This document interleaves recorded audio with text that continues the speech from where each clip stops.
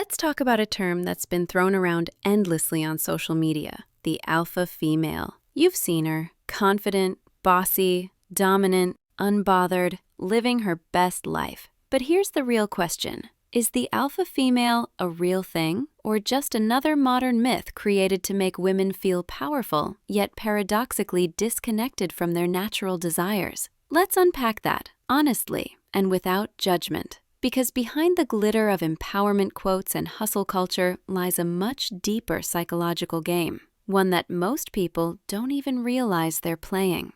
The term alpha female originally came from studies on wolves and primates, where the alpha wasn't necessarily the loudest or most aggressive. In nature, the alpha is the one who provides stability, emotional regulation, and social harmony within the group.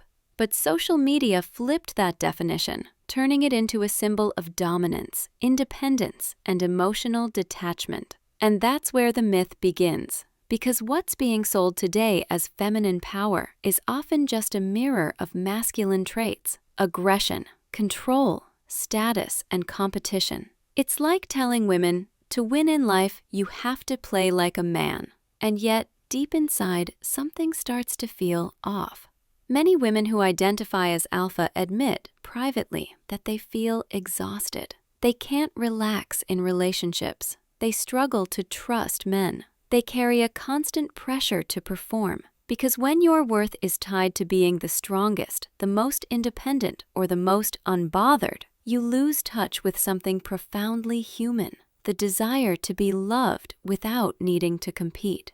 Real strength isn't about domination. It's about emotional flexibility, the ability to switch between independence and intimacy. It's knowing when to lead and when to let go, when to be fierce and when to be soft. And that's not weakness, that's balance.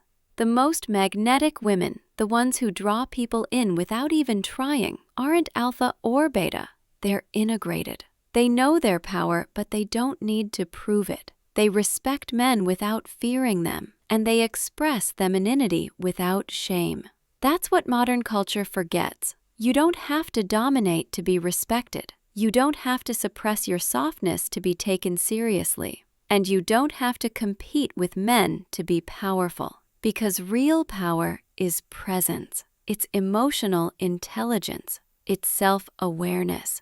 So if you've ever felt torn between being strong and being feminine, remember this: those are not opposites. They are two energies meant to coexist. And when you stop chasing the alpha label and start embracing your authentic rhythm, that's when you become truly unstoppable. Not because you conquered everyone around you, but because you finally stopped fighting yourself.